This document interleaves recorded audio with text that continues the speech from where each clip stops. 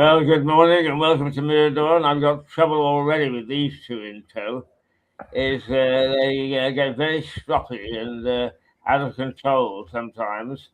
What I mean, sometimes, all the time. But Yeah, here they are, back again, ready to have a good chat. And they just yeah, said, this morning we're on strike, we're not talking, we're listening.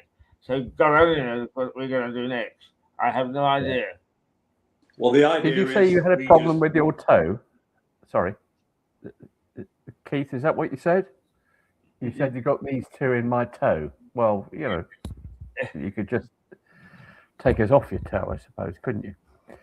Well, it's as good an analogy as any, I Yeah. guess. Sorry, Phil, I cut across you there, as no, ever. not at all. I'm used to that. Don't worry, Richard. Old habits die hard.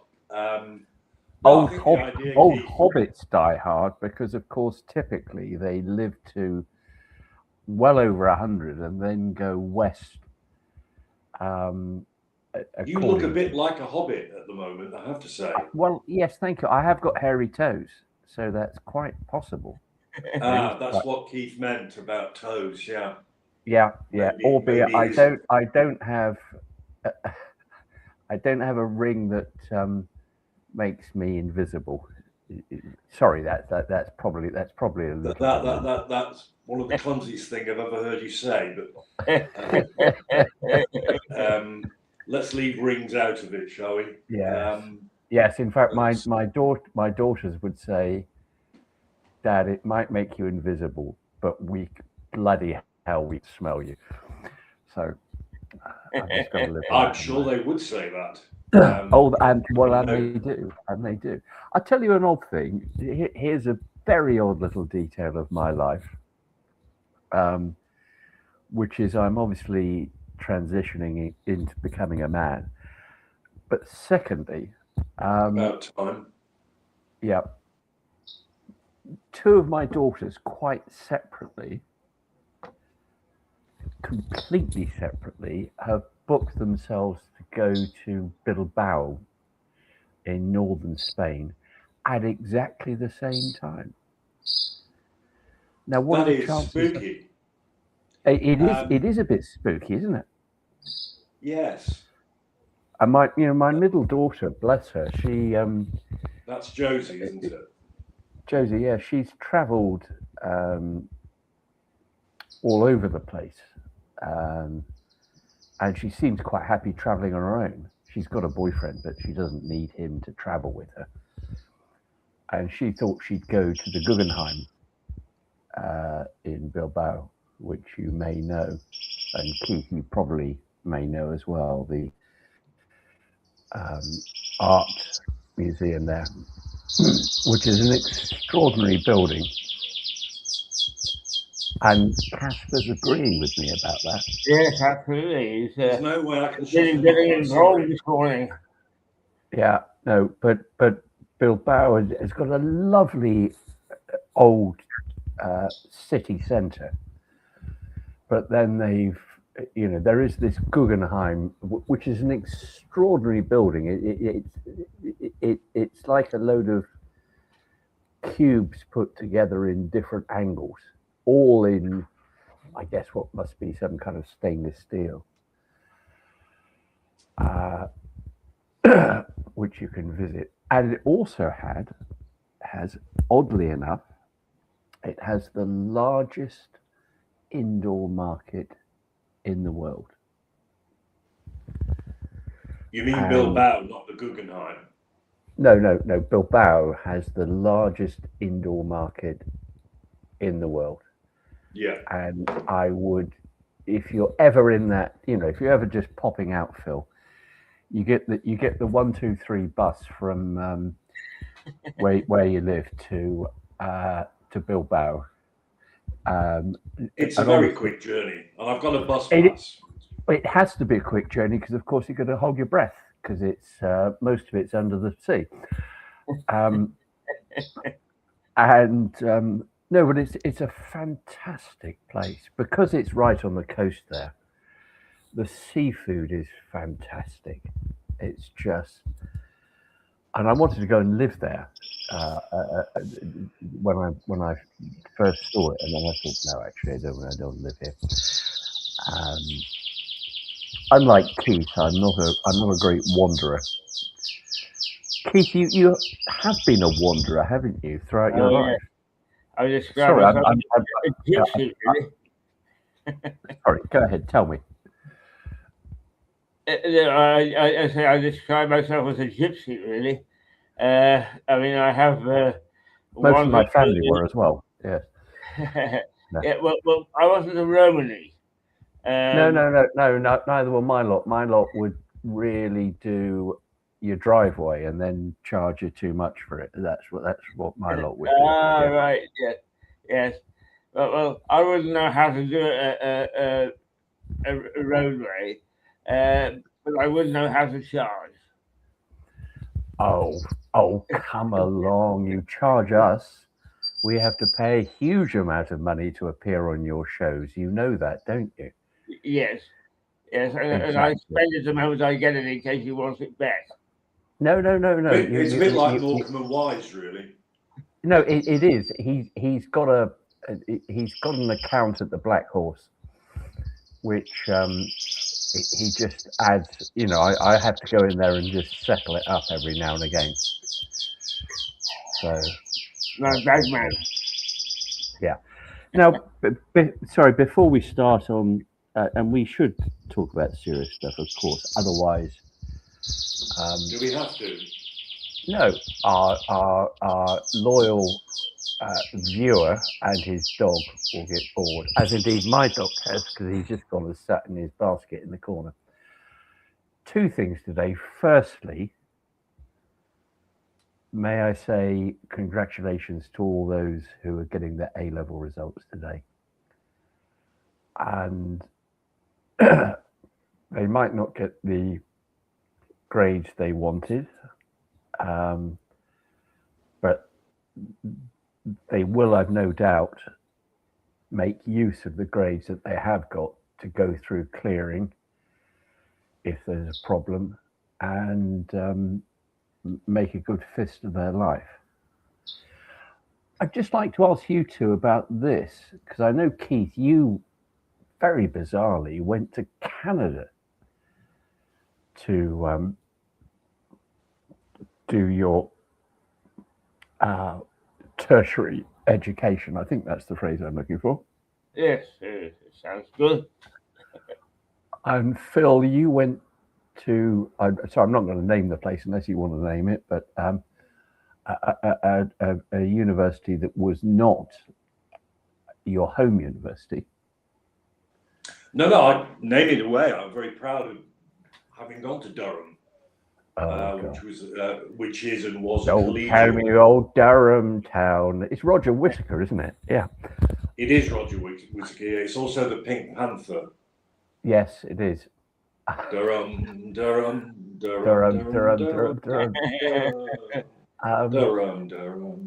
And so I think all three of us went to places where, as a consequence of going there, we had to leave home. Yeah, I couldn't wait. Yeah, and I do think that I can understand the financial problems that 18, 19-year-olds may have. And a lot of them decide to stay at home. And there are lots of them in Lewis and Brighton, because it's less expensive. You can live with mum and dad. But I just wonder whether you get the full impact of what university life is. I don't know.